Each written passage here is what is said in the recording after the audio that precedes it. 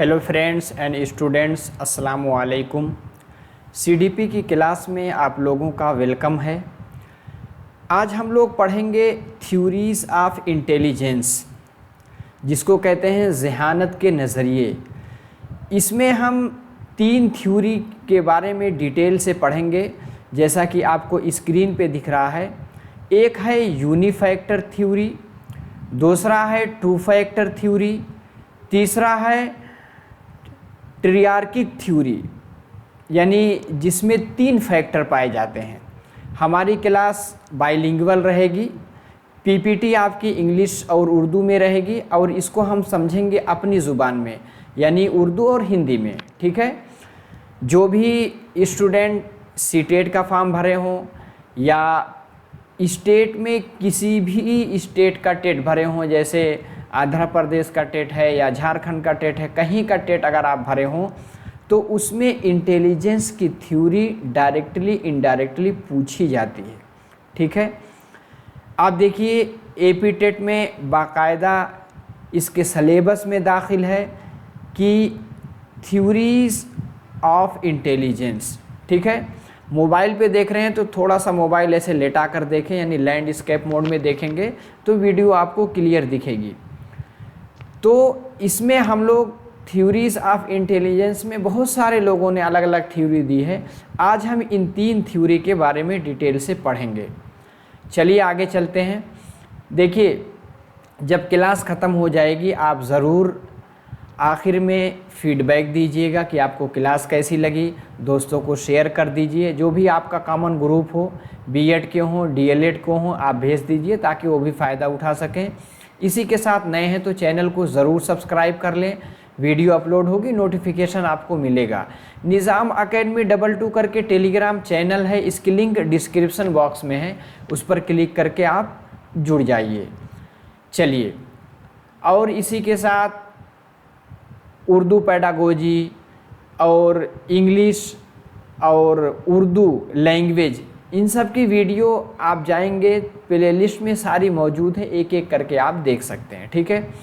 देखिए, यूनिफैक्टर थ्योरी। ठीक है। फैक्टर जिसको उर्दू में कहते हैं अवामिल। यूनी का मतलब होता है एक। ठीक है। यूनिफैक्टर थ्योरी यानी ऐसी थ्योरी जिसमें एक अवामिल हो। सबसे पहले सवाल पूछा जाता है, इसको किसने पेश किया है? इसको अल्फ्रेड बिनेट, ठीक है, यानी बिने नाम के एक साइकोलॉजिस्ट हैं जिन्होंने यूनिफैक्टर थ्योरी दी है। ठीक है। नाम पूछा जाता है, डायरेक्ट पूछा जाता है। इसी के साथ यूनिफैक्टर थ्योरी को हम मोनोफैक्टर भी थ्योरी, देखिए मोनो जो है ए रूट वर्ड है। ठीक है। कहीं भी अगर आपको MO यानी मोनो का मतलब होता है सिंगल। ठीक है। मोनो का मतलब सिंगल। इसी तरह मोनो से बहुत सारे अल्फाज बनते हैं। ठीक है। मोनोपोली, मोनोलॉजी। तो मोनोफैक्टर थ्योरी किसको कहते हैं? यूनिफैक्टर थ्योरी को इसको कहते हैं। इसमें जो है एक होता है वन फैक्टर थ्योरी पाया जाता है। क्या? वन फैक्टर, जिसको हम जी फैक्टर भी कहते हैं। जी का मतलब होता है जनरल फैक्टर, यानी आम अवामिल। जनरल को क्या कहते हैं उर्दू में? हम आम कहते हैं, यानी आम अवामिल। और कंसेप्ट ऑफ मेंटल एज, यानी मेंटल यानी दिमागी एज का कंसेप्ट भी किसने दिया है? बिने ने दिया। ठीक है। We all have common sense और general factor of intelligence to apply in every task. इनका मानना है यह है कि कोई भी काम करने के लिए, ठीक है, उसको अमली जामा पहनाने के लिए हमारा एक जो कॉमन सेंस है, यानी जो हमें हवा से खमसे ज़ाहिरा से पता चलता है, इसी के साथ जो जनरल फैक्टर है उसी के ज़रिए हम सारी चीज़ों को समझते हैं और बूझते हैं। ठीक है। इन्होंने ज़्यादा जोर दिया है मैथमेटिकल या लॉजिकल इंटेलिजेंस पर। ठीक है। ऐसे ऐसे फैक्ट के बारे में डिस्कस कर रहे हैं जिनसे आपके पूछे जाते हैं सवालात। देखिए, ये क्या है? यूनिफैक्टर थ्योरी को एक आमिल नज़रिया कहा जाता है। इस नज़रिए को अल्फ्रेड बिने नामी नफ्सियात दान ने पेश किया है। इसके अलावा श्यामा प्रसाद यूनिवर्सिटी रांची के मुताबिक भी ज़हानत सिर्फ एक आमिल पर मुनहसिर है। किसी भी फ़र्द की तमाम तर सलाहियत में एकजा होकर आम ज़हानत ज़ाहिर होती है। इस नज़रिए के मुताबिक तमाम तर सलाहियतें एक दूसरे से मुताल्लिक़ा यानी को रिलेटेड होती हैं। जितनी सलाहियतें हैं सब एक दूसरे से को रिलेटेड होती हैं। यानी अगर कोई फ़र्द एक मैदान या एक चीज़ में माहिर हो तो दूसरे मैदान चीज़ में भी माहिर होने के इम्कानात कवी होते हैं। जैसे कहा जाए कि कोई आदमी स्पोर्ट्स में ये कहते हैं कि अगर कोई क्रिकेट अच्छा खेल लेता है तो वॉलीबॉल भी अच्छा खेल लेगा।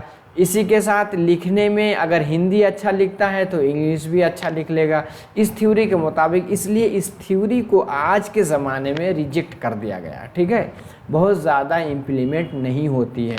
लेकिन क्योंकि यानी टाइप्स ऑफ जो अलग अलग थ्योरी के नज़रिए हैं उसमें पूछा जाता है, तो इसलिए हमने यूनिफैक्टर थ्योरी के बारे में समझ लिया।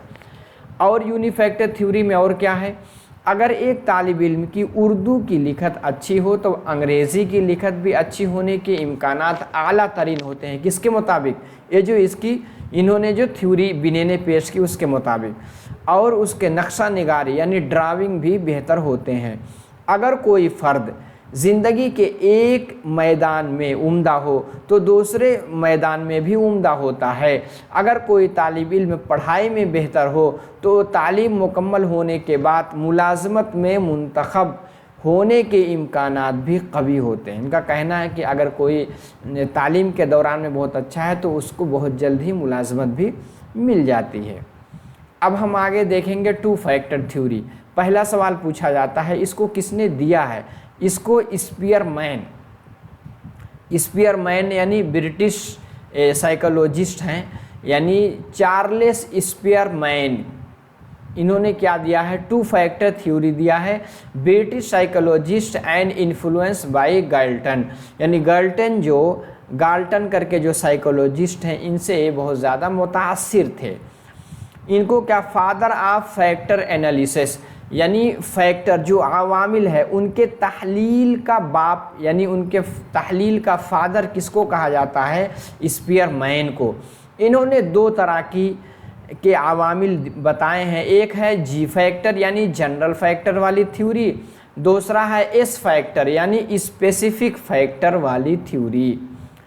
General ability can not be increased, जो जनरल एबिलिटी है मतलब इनका कहना है कि हर एक इंसान के अंदर एक जनरल एबिलिटी किसी भी काम के करने की मौजूद होती है, ठीक है। तो जनरल एबिलिटी जिसको आप बढ़ा नहीं सकते, लेकिन जैसे सिंगिंग इस जनरल एबिलिटीज़, ठीक है, जैसे सिंगिंग गाते सब हैं जनरल एबिलिटीज़, लेकिन इसी में एक स्पेसिफिक एबिलिटीज़ है होगी। जैसे मोहम्मद रफ़ी की तरह तो सब नहीं गा सकते, तो मोहम्मद रफ़ी की जो गाने की एबिलिटी है वो स्पेसिफिक एबिलिटी है जिस पर वो रियाज़ करके मश्क करके इसको बढ़ा सकते हैं। इसी के साथ लता मंगेशकर के गाने जो कुछ आप सुनते हैं, गा तो सब लेते हैं, ये क्या है? ये जनरल एबिलिटी है, लेकिन स्पेसिफिक एबिलिटी ये जो है कहते हैं singing a general abilities for everyone, ठीक है। फॉर, इसको आप इस तरह समझें, फॉर एवरीवन, ठीक है। लेकिन मोहम्मद रफ़ी की तरह गाना, लता मंगेशकर की तरह गाना सब लोग नहीं गा सकते। क्या है? ये स्पेसिफिक एबिलिटी।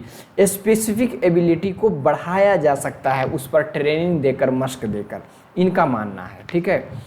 अब है G factors the basis of all mental abilities and capacity. जो जनरल फैक्टर है उसमें जितना उसकी दिमागी सलाहियत है, जितनी उसकी अहलियत है, सब उसमें शामिल होते हैं। Spearman called is mental energy, Spearman इसको क्या कहते हैं? मेंटल एनर्जी कहते हैं। हायर द जी फैक्टर, कहते हैं जिसका जी फैक्टर ज़्यादा होता है, हायर इन द इंटेलिजेंस, उसकी जहानत यानी बुद्धि भी ज़्यादा होती है। It is इनेट and received by heredity, जो जनरल एबिलिटी है किसके, ये जो है इनेट यानी फितरी होती है, जन्मजात होती है, रिसीव्ड बाय हेरिडिटी, इंसान अपने आनुवंशिकता यानी वरासत में उसको मिल जाती है। 10 ट्रेनिंग, कहते हैं training and education, training and education don't influence this factor. ये जो जनरल फैक्टर है इसको आप बढ़ाना चाहें ट्रेनिंग दे करके, एजुकेशन दे करके, तो बहुत ज़्यादा कारामद नहीं होती है। ये जो कुछ जनरल, जैसे आप देखेंगे कुछ लोग जैसे बाई बर्थ उनके फादर क्रिकेटर हैं, तो पता चला स्पोर्ट में अच्छे हैं तो बच्चा ऑटोमेटिक उसमें अच्छा हो गया। क्यों? वो चीज़ हेरिडिटी से मिल गई। वो क्या है? वो आपका जी फैक्टर यानी जनरल फैक्टर। लेकिन आगे स्पेसिफिक जो फैक्टर होते हैं उसको ट्रेनिंग और एजुकेशन के ज़रिए बढ़ाया जा सकता है। To perform a certain task effectively one need some specific ability. जैसे गा तो सब लेते हैं, लेकिन अगर रफ़ीक की तरह यानी रफ़ी की तरह गाना चाहो, लता मंगेशकर की तरह आप गाना चाहें, तो उसके लिए ट्रेनिंग और मशक की ज़रूरत होती है। आप खेल तो यानी वॉलीबॉल, क्रिकेट सब खेल लेते हैं, लेकिन सचिन तेंदुलकर की तरह, विराट कोहली की तरह आप खेलना चाहें तो सब नहीं खेल सकते। उसके लिए आपको मशक और एजुकेशन यानी ट्रेनिंग की ज़रूरत होती है। द एस फैक्टर इज़ यानी चेंजिबल, जो भी है स्पेसिफिक फैक्टर है उसको बदला जा सकता है मशक के ज़रिए in nature and is influence by training and education. Training और एजुकेशन के ज़रिए इसको बढ़ाया जा सकता है। He strongly believed that G factor is more important than S factor. ये कहते हैं जी फैक्टर जो कॉमन फैक्टर वो ज़्यादा इम्पोर्टेंट है एस फैक्टर, क्योंकि एस फैक्टर को बढ़ाने के लिए ट्रेनिंग और मशक की ज़रूरत होती है। आप इसको मोटे तौर पे इस तरह समझ सकते हैं, हर इंसान के अंदर कुछ ना कुछ सलाहियत है, लेकिन उसमें स्पेसिफिक होना, स्पेसिफिक सलाहियत के लिए अलग से मेहनत और मशक की ज़रूरत होती है। जैसे मैंने अभी जो मिसाल दी है कि क्रिकेट तो सब खेल लेते हैं, जनरल एबिलिटी, लेकिन आप जो है आप चाहें कि विराट कोहली की तरह या आप सचिन तेंदुलकर की तरह खेलने लगें, उसके लिए बहुत मशक की ज़रूरत पड़ती है। अब उर्दू में देख लेते हैं टू फैक्टर थ्योरी यानी 2 आमिल नज़रिया। ए नज़रिया चार्ल्स स्पीयरमैन नामी नफ्सियातदान ने पेश किया है। इस नज़रिए के मुताबिक किसी भी फ़र्द की ज़हानत 2 आमिल पर मुश्तमिल होती है, ठीक है, जो मैंने अभी बताया। एक जी फैक्टर जिसको जनरल इंटेलिजेंस फैक्टर कहते हैं, एक एस फैक्टर यानी स्पेसिफिक इंटेलिजेंस फैक्टर इसको कहा जाता है। अब जी फैक्टर के बारे में देख लेते हैं। जी आमिल मुख्तलिफ ज़हानत के कामों के लिए इस्तेमाल होता है। ऐसे काम जिसके लिए आम किस्म की ज़हानत दरकार होती है वहाँ जी फैक्टर लगता है। मसलन सीढ़ियाँ चढ़ते वक्त तवील कपड़े पहनने वाले, जैसे कोई थोड़ा नीचे तक, जैसे कोई लेडीज़ है वो बुर्का पहनी है, अब जब सीढ़ी पे चढ़ेंगे तो बुर्का थोड़ा सा उठा लेंगे पैर से ताकि उसमें फंस के गिर ना जाए। ये क्या है? ये जनरल एबिलिटी है। इसी के साथ आप कहीं भी जा रहे हैं, रास्ते में बारिश हो गई है तो जाहिर सी बात है अपना पैंट पहने हैं तो उसको ऊंचा कर लेंगे, शूज़ वगैरह है तो उसको निकाल लेंगे, ठीक है। तो ये क्या है? ये जनरल एबिलिटी है। गीले फर्श पर चलते वक्त भी तवील कपड़े पहनने वाले अफराद उसको उठा लेते हैं ताकि कपड़े गीले फर्श से टच होकर के गंदे ना हो जाएं। इसी तरह और आम किस्म के काम जहां आम ज़हानत दरकार होती है वहां उसको क्या कहते हैं? जी फैक्टर कहते हैं। आगे है एस फैक्टर। एस आमिल मुख्तलिफ मशागिल में महारत हासिल करने का काम आता है, मुख्तलिफ अफ़आल को फ़आल बनाने के काम आता है। ये दिलचस्पी पर भी मुनहसिर है। मसलन जैसे एस फैक्टर यानी स्पेसिफिक एबिलिटी, इस पे क्या है? ट्रेनिंग की ज़रूरत, आपको पता है। जैसे मुसव्विर, अगर कोई डिज़ाइनर है तो उसके लिए खूब मशक करेगा तो अच्छा डिज़ाइनर बनेगा। शायर, शेर तो सब कहते हैं, अच्छा शायर कब होगा? जब उस पर वो मशक करेगा। मौसीकी आना, ठीक है, ये सब चीज़ें क्या हैं? जैसे आपको आप सोचते हैं कि हम म्यूज़िक अच्छा बजा लें, तो उसको मश्क करेंगे तो अच्छे म्यूज़िक बजा लेंगे। आमिल के मुताबिक एक फ़र्द में किसी भी मैदान में माहिर होने का उन्सुर होना चाहिए। कोई भी फ़र्द बैक वक्त एक से ज़ायद मैदानों में माहिर हो सकता है। ये सलाहियत उसमें उत्तम यानी अत्तम दर्जा तक आमिल होने के वजह से होती है। ठीक है, अब देखिए मिसाल लीजिए, कोई साइंटिस्ट शायर भी हो सकता, कभी कभी होता है एक इंसान के अंदर दो दो स्पेसिफिक एबिलिटी, कोई साइंटिस्ट भी है और शेर शायरी भी खूब अच्छा करता है, कोई बेहतरीन क्रिकेटर एक अच्छा इंजीनियर भी हो सकता है। यानी किसी फ़र्द के जुमला ज़हानत दोनों आमिल का मजमूआ है। कोई भी ज़हानत है दोनों आमिल है, यानी जी फैक्टर और एस फैक्टर दोनों पाए जाते हैं। ठीक है, अगर फ़र्द में एक से ज़ायद मखसूस सलाहियतें हों तो इस तरह से बनाते हैं। ठीक है, एस फैक्टर 3 प्लस 2 3 1 3 प्लस जी, यानी जुमला ज़हानत, इस तरह से इसको जोड़ते हैं। तीसरे नंबर पर जो आता है, यानी तीसरे नंबर पर है ट्रायर्किक थ्योरी ऑफ इंटेलिजेंस, जिन्होंने 3 फैक्टर की बात की है। सबसे पहला सवाल आता है, इसके बारे में बात किसने की है? रॉबर्ट स्टर्नबर्ग करके एक साइकोलॉजिस्ट हैं, जिन्होंने तीन यानी ट्रियार्किक थ्योरी ऑफ इंटेलिजेंस की बात की है। इसको हम ट्रिक के ज़रिए PCA से समझ सकते हैं। PCA, पहला इन्होंने कहा है प्रैक्टिकल इंटेलिजेंस, दूसरा कहा है क्रिएटिव इंटेलिजेंस, तीसरा क्या कहा है यानी एनालिटिकल इंटेलिजेंस। देखिए, प्रैक्टिकल को कॉन्टेक्सचुअल इंटेलिजेंस भी कहते हैं, क्रिएटिव को एक्सपेरिमेंटल इंटेलिजेंस भी कहते हैं, एनालिटिकल को कंपोनेंशियल इंटेलिजेंस भी कहते हैं। 3 तरह के इंटेलिजेंस की इन्होंने बात की है। प्रैक्टिकल इंटेलिजेंस किसको कहते हैं, फिर क्रिएटिव किसको कहते हैं, एनालिटिकल किसको कहते हैं, सबके बारे में डिटेल से देखते हैं। नंबर 1 आता है प्रैक्टिकल इंटेलिजेंस, जिसको कॉन्टेक्सचुअल के नाम से भी जाना जाता है। ये उसको ऐसे इंसान को कहते हैं जो स्ट्रीट स्मार्ट होता है। यानी जैसे एक इंसान है जिसके पास प्रैक्टिकल इंटेलिजेंस इस तरह की है कि वो इलेक्ट्रीशियन नहीं है, लेकिन घर में कहीं लाइट ख़राब हो गई, कहीं फ़ैन नहीं चल रहा है, या कहीं वॉशरूम में कहीं कुछ गड़बड़ी हुई, हल्का फुल्का वॉशिंग मशीन को, अपने कूलर को, AC को हल्का फुल्का ठीक कर ले जाता है। ये क्या है? प्रैक्टिकल इंटेलिजेंस, यानी वो जुगाड़ू आदमी है, कहीं भी वो फंसता है, उसको रास्ते में कहीं गाड़ी बिगड़ गई तो उसको भी हल्का फुल्का बना लेगा। ये क्या है? ये प्रैक्टिकल गोया कि प्रैक्टिकल इंटेलिजेंस उसके अंदर पाई जा रही है। ठीक है, आगे है एग्जाम्पल, जैसे इलेक्ट्रीशियन, यानी प्रैक्टिकल इंटेलिजेंस में किसी चीज़ को अच्छी तरह से अप्लाई कर पाता है, यानी नाफिज कर पाता है।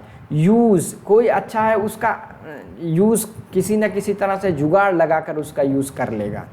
पुट इनटू प्रैक्टिस, इम्प्लीमेंट, किसी भी चीज़ को अमल में ले आता है। अगर जो उसके बारे में पढ़ाई, आप देखेंगे बहुत से लोग हैं, एक आदमी इंजीनियरिंग की पढ़ाई बीटेक भी करता है, 4 साल पढ़ के आता है, लेकिन उतना अच्छा नक्शा, उतना अच्छा हुनर नहीं दे पाता। एक आदमी प्रैक्टिकल है, कुछ नहीं पढ़ा है, ठीक है, 10 तक पढ़ा हुआ है, लेकिन उसके पास इतना यानी प्रैक्टिकल उसके पास इंटेलिजेंस इतना अच्छा है कि एक बीटेक इंजीनियर से अच्छा वो बताएगा कि हाँ ये लगाइए, यहाँ इस तरह से यूज़ करिए, इस तरह से यूज़ कीजिए। ठीक है, तो अगर कोई सिविल इंजीनियर है बीटेक करके, उससे अच्छा एक जो है कोई ठेकेदार है जो ही काम कर रहा है, पढ़ा लिखा नहीं है, लेकिन उसके पास इंटेलिजेंस है, तो उस तरह का काम करता है। ठीक है, dealing with everyday task relating to word, यानी पूरे दुनिया में डेली जो हल्की फुल्की ज़रूरतें पड़ती हैं उसको जुगाड़ लगा करके उसको कर ले जाता है, उसको प्रैक्टिकल इंटेलिजेंस। उम्मीद है कि मैं आपको समझा पा रहा हूँ। ठीक है, इसको कॉन्टेक्सचुअल, यानी आगे पीछे देख करके जुगाड़ लगा लेता है। ठीक है, उसको क्या कहेंगे? प्रैक्टिकल। दूसरा है क्रिएटिव। क्रिएटिव का मतलब होता है जिसके अंदर तख्लीकी सलाहियत हो, यानी आउट ऑफ द बॉक्स सोचे, लीक से हटकर सोचे, यानी उसके अंदर डाइवर्जेंट थिंकिंग है। ठीक है, घर में एक पेन है, ठीक है, अब पेन से लिखते हैं, ठीक है, जैसे मेरे हाथ में पेन है, पेन से लिखते हैं, लेकिन कभी ज़रूरत पड़ गई तो पेन से क्या कर सकते हैं, बहुत सारा काम, जैसे कि कहीं दीवार में ऐसे लगा करके अपना कोई चीज़, यानी अपनी आईडी ही टांग सकता है, यानी या देखिए अगर कोई पाजामा पहनता है तो उसके कमरबंद में भी उसको यूज़ कर लिया। ये क्या है, यूज़ इसका लिखने का है, लेकिन अलग अलग, कोई लेडीज़ है तो अपने बाल में लगा लिए, क्या है, यानी जो जिसका इस्तेमाल है उसके अलावा कोई नया इस्तेमाल पैदा कर देना, ये क्या है, क्रिएटिव होता है। इसमें क्या होते हैं, टीचर आ सकते हैं, यानी पढ़ाने के एक नए तरीके को टीचर निकाल करके उसको अपने क्लास में इम्प्लीमेंट करेगा। आर्टिस्ट होते हैं, इसमें नई चीज़ क्रिएट करते हैं, इन्वर्ट, कोई चीज़ बदल करके नई चीज़ बना देते हैं। डिस्कवर, कोई नई चीज़ यानी खोजते हैं। इमेजिन इफ, हर चीज़ के बारे में एक तस्वूर यानी कल्पना पेश करते हैं। आगे है सपोज डैट, किसी चीज़ के बारे में तस्वूर कायम करेंगे, उसके बाद नया इस्तेमाल पैदा करते हैं। प्रेडिक्ट, किसी चीज़ के बारे में पेशिन गोई भी करते हैं, इसमें क्रिएटिव वाले। इंसाइट, जो उनके अंदर की जो सोच होती है उसका इस्तेमाल करके किसी भी प्रॉब्लम का, किसी भी परेशानी का जो हल है उसको निकाल लेते हैं। ठीक है, तो इनसाइट लर्निंग आपने थ्योरी पढ़ी होगी, और या फिर इसी चैनल के ज़रिए आप पढ़ेंगे भी। जैसे एक सुल्तान नाम का जो चिंपैंजी था कि स्टूल लगा करके फिर वो लगा करके केले को उतार लेता, वो क्या है, इनसाइट लर्निंग। ठीक है, तो सिंथेसिस, यह सिंथेसिस मतलब किसी चीज़ को जोड़ करके नई चीज़ बना देना। एनालिसिस में क्या होता है, अलग अलग टुकड़ों में बांटते हैं, लेकिन सिंथेसिस में जोड़ते हैं। अडेप्टिंग इन यूनिक सिचुएशन, एक जो नई सिचुएशन है उसमें नई चीज़ को अडेप्ट कर लेते हैं, क्या करते हैं, अपने अनुसार उसको ले लेते हैं। ठीक है, आगे देखिए, नंबर 3 आता है एनालिटिकल, इसको क्या कहते हैं, कंपोनेंशियल। क्रिएटिव का एक्सपेरिमेंटल कहते हैं, यानी किसी चीज़ का एक्सपेरिमेंट करता है, और एनालिटिकल में कंपोनेंशियल। ठीक है, इंटेलिजेंस भी इसको कहते हैं। इसमें क्या होता है, एनालाइज का मतलब ही समझते हैं, किसी भी चीज़ को अलग अलग टुकड़ों में जोड़ करके यानी तोड़ करके फिर उसको समझना, उसको एनालाइज करना कहते हैं। ठीक है, मैथमेटिकल, जिसका दिमागी यानी मैथ वगैरह में दिमाग चलता है, वो मैथमेटिकल एबिलिटी उसकी होती है। इसमें चीज़ों को एनालाइज करता है, यानी विश्लेषण, जिसको तहलील करता है, यानी क्रिटिक। ठीक है, आगे क्या है, जज, यानी किसी चीज़ में इंसाफ यानी किसी नतीजे तक पहुंच जाता है। कंपेयर, एक दूसरे चीज़ों से तुलना कर पाता है। इवेलुएट, यानी उसकी अंदाज़े कद्र करता है। असेस, जिसका आकलन करता है। ठीक है, कद्र पैमाई करता है। एकेडमिक प्रॉब्लम सॉल्विंग, कोई भी एकेडमिक में कोई परेशानी आती है उसको एनालाइज करके उस चीज़ को हल कर लेता है। ठीक है, उम्मीद है कि हमने 3 तरह की जो है थ्योरी पढ़ ली। नंबर 1 क्या थी आपकी, यूनिफैक्टर, नंबर 2 टू फैक्टर, नंबर 3 मतलब ट्रियार्किक, मतलब 3 फैक्टर वाली जो थ्योरी है, तीनों के बारे में हमने डिटेल से देख लिया। अगली क्लास में कुछ और थ्योरियाँ बची हैं, उसके बारे में इंशाल्लाह पढ़ेंगे। देखिए, जाने से पहले कमेंट बॉक्स में ज़रूर बताएं कि आपको तीनों थ्योरी समझ में आई कि नहीं, और आप शेयर भी करें, लाइक करें। नए हैं तो चैनल को सब्सक्राइब ज़रूर कर लें, और निज़ाम अकेडमी 22 करके टेलीग्राम चैनल की लिंक है, उससे आप जुड़ सकते हैं। ठीक है, चलिए इंशाल्लाह अगली क्लास में फिर मिलते हैं। अस्सलामु अलैकुम।